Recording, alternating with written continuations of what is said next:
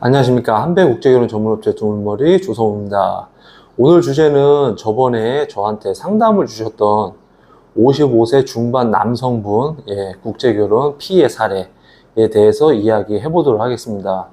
제가 그분하고 여러 차례 이제 전화를 했고, 그래서 이제 그분한테 도움을 줄 수 있는 게 뭔가 해서 제가 이제 전화를 이제 그쪽에서 온 적도 있었고, 제가 전화를 드린 적도 있었어요. 근데 이제 얘기를 하면 알만한 그런 업체라고 하더라고요. 근데 좋은 쪽이 아닌 나쁜 쪽이겠죠. 그래서 업체 언급은 제가 일절 안 하도록 하겠습니다. 그래서 제가 이 남성분한테 계약서 작성 당시 어떻게 계약이 진행이 됐는지에 대해서 한번 물어봤어요. 그래서 이제 거기 그 업체 대표는 아들로 되어 있었고, 그리고 이제 그 담당하던 매니저가 그 계약서 작성을 하는데 도움을 줬다고 하더라고요. 그래서 제가 이제 그러면 그 회사에 이 국제결혼 중개업 등록증을 확인하셨냐, 그리고 사업자 등록증을 확인하셨냐, 보증보험은 가입이 되어 있는지 확인하셨냐, 이제 물어보니까 잘 모르겠다 이거예요. 그래서 제가 이제 그분한테 얘기를 했죠. 대부분 국제결혼 중개업 이 등록증과 그리고 사업자 등록증과 보증보험이 다 보일 수 있는 곳에 위치를 해야 된다. 그리고 이 사장님 같은 분이 그 옆에서 이렇게 계약서 진행했던 그 매니저라든지 뭐 실장이라든지 이런 분이 이 국제결혼 중개업 교육을 받았는지 이 수료증도 있어야 되고, 그리고 이 종사자 명부라고 있다. 이 회사에서 정식적으로 이 근무를 하는 사람인지 아닌지 이거를 확인하셨냐 하니까는 그런 거를 전혀 보지를 못했다. 이렇게 얘기를 하더라고요. 근데 이제 대부분 이제 국제결혼 이 상담을 하시는 분들 같은 경우, 저 같은 경우에는 제가 이제 제 사무실에 오게 되면 구비 서류를 다 보여드려요. 그리고 이제 종사자로 등재되어 있는 사람이 누구인지 한 번 더 명시를 해드리고, 그리고 이제 보증보험 가입이 되어 있고, 그리고 이제 국제결혼 이 비용 있잖아요. 그 비용을 명시를 해놓는단 말이에요. 볼 수 있는 곳에.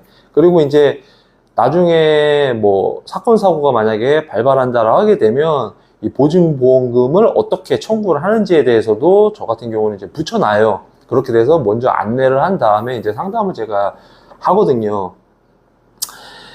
그래서 이제 이 부분에 대해서 이분이 이제 그때에 대해서 잘 모르겠다. 1월 달에 해서 이 사람이 뭐 종사자 명부가 있는지 없는지도 잘 모르겠다고 이렇게 얘기를 해가지고, 그러면 지금 이 회사에서 지금 문제되는 상황에 대해서 서로가 얘기가 됐으니까, 그러면은 이 회사에서 책을 잡는 방법은 딱 하나다.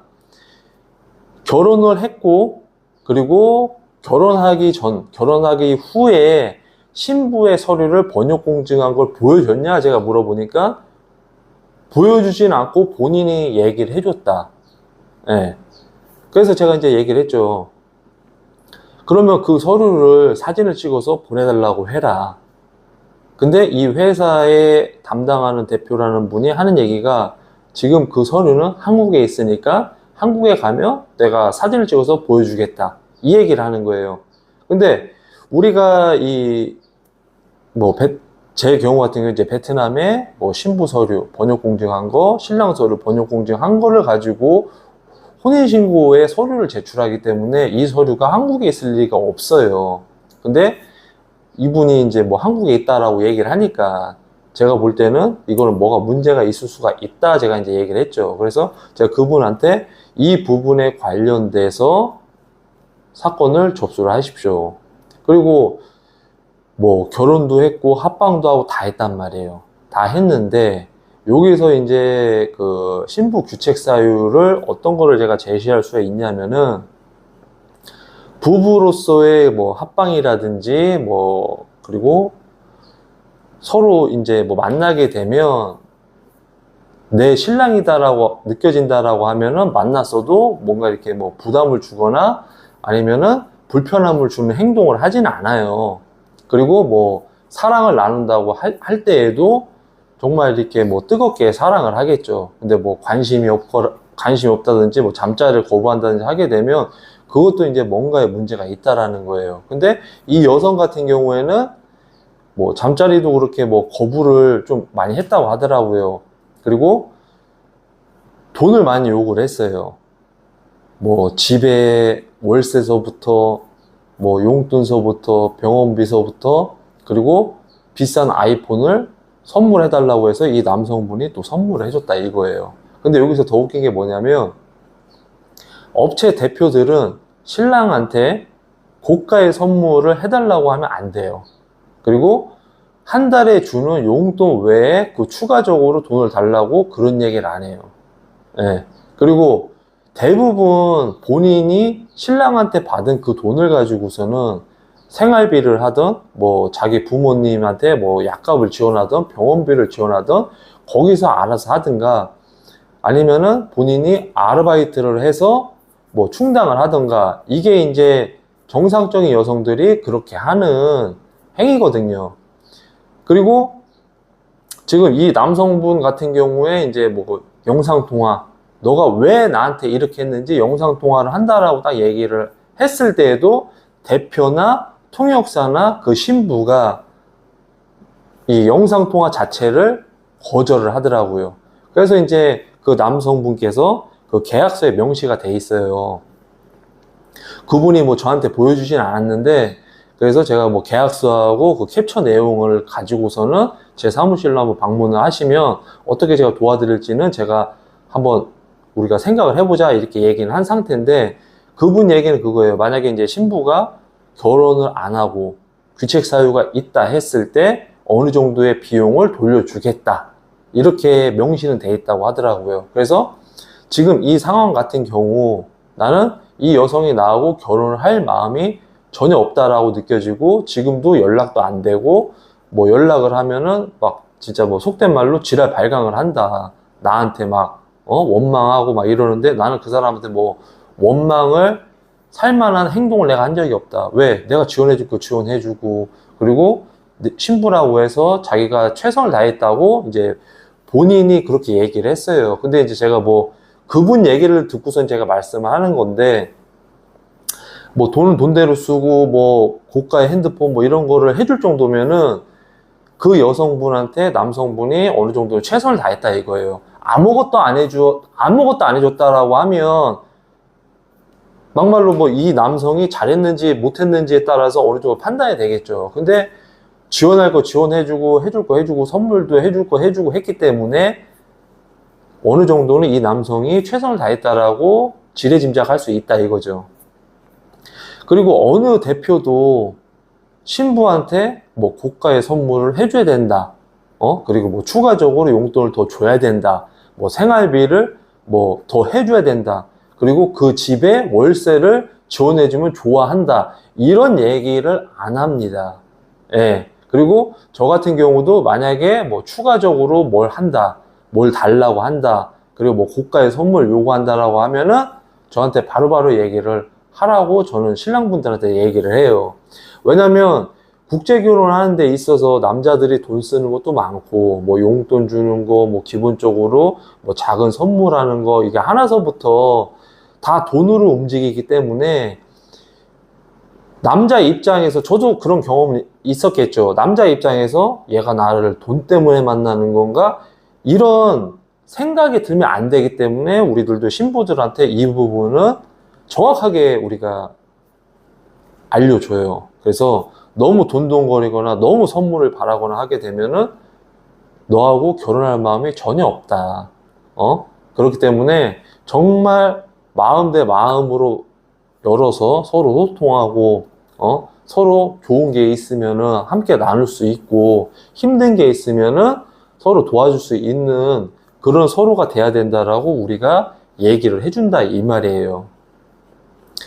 지금 이제 이 남성분이 그걸로 인해서 그럼 돈을 돌려달라 이렇게 얘기를 하니까 이 업체 대표가 하는 말이 과간이었어요. 과간. 신랑의 귀책 사유로 내가 너한테 몰아붙이겠다. 우리 캡처한 거 다 있다. 내가 역으로 고소하겠다. 이렇게 얘기하니까 이 사람이 또 겁먹은 거예요.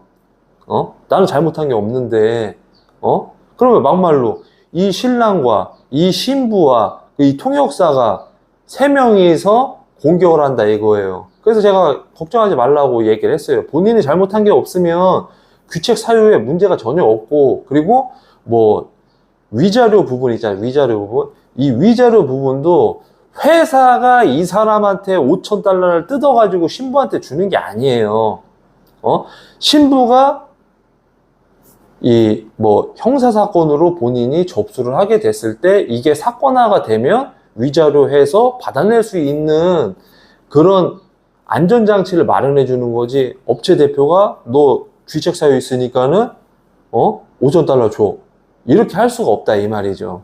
근데 이 신랑한테 귀책 프레임을 씌워가지고서는 돈을 뜯어내려고 하니까 너 기다려라, 이렇게 이제 엄포를 놨다 이거예요. 그래서 이제 이 남자는 지금 이런 상황에서 지금 정신적으로도 그렇고 육체적으로 그렇고 지금 뭐 일적인 부분 있잖아요. 본인 일하는 것까지도 지금 멘탈이 엄청나게 지금 흔들려 있는 상태고 정말 지쳐 있는 상태예요. 그리고 제가 이제 그 남성분한테도 그랬어요. 솔직히 본인이 생각을 할 때 30살 차이가 과연 결혼 생활이 가능할 거라 제가 생각하시나요? 제가 물어봤어요. 근데 뭐 그 나라는 뭐 문제가 없다 이런 얘기를 들었다 이거예요. 근데 그 나라에서 사실 거면은 문제가 안 되지만 한국에 와서 살게 되면 문제가 커질 수밖에 없습니다. 왜? 이 여성이 한국에 와서 살다 보면 당연히 보는 눈이 없겠냐 이 말이에요. 보는 눈 있습니다. 그리고 본인이 나이가 1살, 2살 넘어가게 되면 이 여성도 당연히 이제 성적으로 욕구 불만이 생길 수가 있는 거고, 그러다 보면 자연스럽게 바람도 날 수가 있습니다. 근데 만약에 뭐 본인이 건강 관리를 잘하고 해서 뭐 잠자리도 잘하고 한다라고 하면 문제는 되지 않겠지만, 나이 차이가 너무 나게 되면 주변에서도 할아버지랑 딸뻘, 아빠랑 딸뻘 이렇게 주변에서 수덕수덕 된다라고 하면 여성분도 당연히 그 스트레스에서 자유롭지 못합니다. 이 부분은 솔직히 사장님도 생각을 깊게 하셨어야 된다. 이 사람들만 믿고서는 이 결혼 생활이 된다라고 하게 되면 그건 착각이다. 옛날이면 모를까. 1980년, 90년 이런 정도면 모를까. 지금은 다 보는 눈도 있기 때문에 이 여성도 한국에 만약에 뭐 정상적으로 결혼해서 한국에 왔다 하더라도 그거는 쉽지가 않다. 제가 이제 얘기를 해줬죠. 그리고 이제 또 다른 거는 또 그거죠. 뭐 기숙사 생활을 했는데 한국에 오기 싫어서 한국어 시험을 안 본다. 예. 이 부분도 3자 대면을 통해서 뭐가 잘못됐는지의 그 캡처 내용과 해서 고소고발을 할 수 있으니까, 그래서 서류를 준비를 해서 우리가 상의를 해보자. 제가 이제 얘기는 했어요. 그리고 솔직한 얘기로 이제 본인이 뭐 이 남성분한테 그 대표라는 분한테 또 이제 어느 정도 가스라이팅을 좀 당한 것 같아요. 그래서 뭐 재진행을 하게 되면 재진행 비용이 한 600에서 700 들어간다. 응? 그래서 600에서 700 들어가는데 이번에는 뭐 서류 검증 잘 된 신부로 20명 정도 더 볼 수 있게끔 자기가 해주겠다. 이렇게 얘기를 하더라고요. 근데 국제결혼은 우리가 이제 남성분과 여성분이 어울릴 수 있는 신부를 우리가 소개를 하는 게 쟁점인 거지, 양은 의미가 없어요. 사람 많이 만나는 거 의미가 없어요. 나랑 정말 소통이 가능하고 괜찮은 사람 몇 명을 추려가지고서는 맞선을 진행을 하는 게 서로 호감도가 있는 상태에서 만나는 거기 때문에 그게 더 효율이 높다 이거예요. 아무 여자나 막 솔직한 얘기로 뭐 그렇게 한다라고 하면은 100명, 200명도 못 만나겠냐 이 말이에요. 100명, 200명이 중요한 게 아니라 나하고 정말 어울릴 수 있는 사람을 소개를 받는 게 가장 중요한 거거든요. 그렇기 때문에 50세 남성들 있잖아요. 50세 남성, 40대 중반 이후, 예. 그것도 이제 뭐 관리가 잘 된 뭐 40대 초반이야 뭐 상관없겠지만, 관리가 안 됐다라고 하게 되면 40대부터 50대 같은 경우에는 이 국제 결혼이 솔직한 얘기로 쉽지가 않아요. 그리고 대부분 남성분들이 그 사람이 웃는 모습, 그리고 대화하는 거, 그리고 나이가 젊은 거, 그거를 보고서는 확 꽂히거든요. 확 꽂히기 때문에 이제 뭐 그렇게 해가지고서는 회사에서 이렇게 진행을 하게 되면 이제 돌아올 수 없는 강을 건너게 되는 거란 말이에요. 그래서 국제 결혼을 하실 거면은 정말 신중하게 여러분들이 생각을 하셔야 돼요. 그렇기 때문에 뭐 다른 쪽에 그 유튜브 채널을 보면서 이게 중요한 게 아니에요. 정말 상담도 한번 제대로 한번 받아보시고, 그리고 만약에 그 국가의 이 신부들 소개를 한다라고 하게 되면 그 국가의 신부와 결혼한 업체 대표, 그리고 그 업체 대표가 잘 살고 있어요. 아들, 딸 낳고 잘 살고 있고, 뭐, 부부로서 뭐, 8년, 10년, 뭐, 그 이상 살았어. 그런 분들의 소개를 한다라고 하면 대부분 그분들은 금전적인 부분보다 정말 이 남성이 이 나라의 여성과 잘 결혼을 해서 아들, 딸 낳고 잘 살았으면 하는 바람으로 이 일을 하시는 분들이 많아요. 그렇기 때문에 한 번 더 여러분들이 생각을 해보시고, 국제 결혼을 한다라고 하게 되면 정말 앞뒤 좌우 다 보시고서는 생각해 보시고서는 국제 결혼을 결정을 하시는 게 여러분들한테는 도움이 많이 됩니다. 또 이렇게 또 긴 시간 또 제 영상을 또 시청을 해주시고 또 응원해 주시고 지지해 주셔서 진심으로 감사합니다. 제가 이제 8월 8일 날 34세 남성분과 이제 또 출장을 가요. 그래서 12일까지 제가 있는데 뭐 그때 뭐 저한테 연락을 해도 제가 뭐 상담이나 이런 걸 안 해요. 왜냐면은 저는 그 날 넘어가게 되면 그 신랑분을 위해서 제가 또 일을 해야 되기 때문에 집중을 해야 되기 때문에 뭐 상담이나 뭐 카톡 뭐 이런 거 해도 제가 뭐 답변이나 이런 걸 잘 안 하니까 이 부분에 대해서는 좀 양해 부탁드리도록 하겠습니다. 또 이렇게 제 영상을 끝까지 시청해 주셔서 진심으로 감사드립니다.